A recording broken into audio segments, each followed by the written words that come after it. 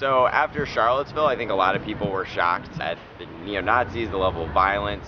For a lot of people, that was their first realization that white supremacy is something that's still around. And basically we had a march from Charlottesville to DC. The march itself was a rapid response to the terrorism in Charlottesville. I was feeling really powerless and really helpless and really frustrated. Like I knew there was something more that needed to be done and I didn't know what to do. Once we got to DC, we kind of just wanted to set up a permanent presence and make sure that we were continuously calling out white supremacy. When I started the march, I was only going to be here for 3 days, and I said, I'll leave next day, I'll leave tomorrow. I ended up staying all 10 days, plus 3 more at the park, so it just becomes family here. There's also been a dark side where people have just really been triggered by our signs, our Confront white supremacy signs and our Black Lives Matter signs. Instead of trying to have a conversation, they want to yell at us and tell us how wrong we are. I gotta understand, empathize, and understand that you didn't grow up this way. I did, and this is how it hurts me. This is why I'm out here.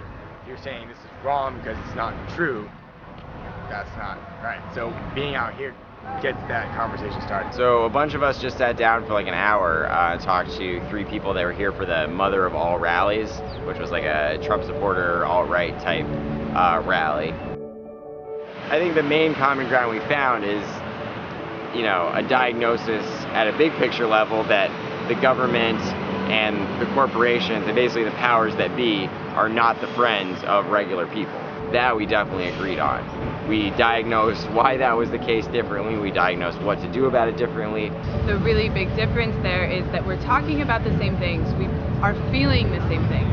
Our approach to that is that when you help someone else, it's not taking anything away from you. And I see that when they speak about these things, that somehow takes something away from them. And I think it's really unfortunate that there has been a rhetoric promoted in this country lately that somehow helping other communities is going to take away from your prosperity. There were actually a lot of things that we agreed on in terms of like the end goal of, everyone having a good life, having a good environment, having good schools, but obviously just drastic differences, not only in what policies we think are effective, but in what we thought the main issues were, in what the facts were. A lot of it is about calling attention to the issue. It's also very much for me about education. We have had some really incredible teachers and instructors and practices such as de-escalation and marshalling. So I think we have been given a certain skill set and we have now certain experiences with remaining calm and using these de-escalation tactics. Being here has given me a lot of the language, though I feel like I need to start being able to be more proactive about confronting individuals that I meet with opposing ideologies. I want to gain the confidence, the courage, and the language to confront white supremacy wherever I encounter it. I need to be supremacy, and I need my community, I need my Jewish community to be confronting white supremacy.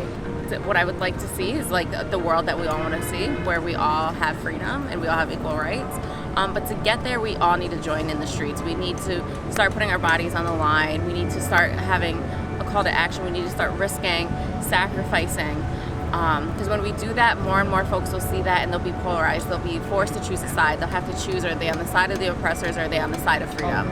So the call to action is join us. Like, you need to get off your couch and you need to come join us and you need to confront white supremacy. We need to demand the justice that we all want.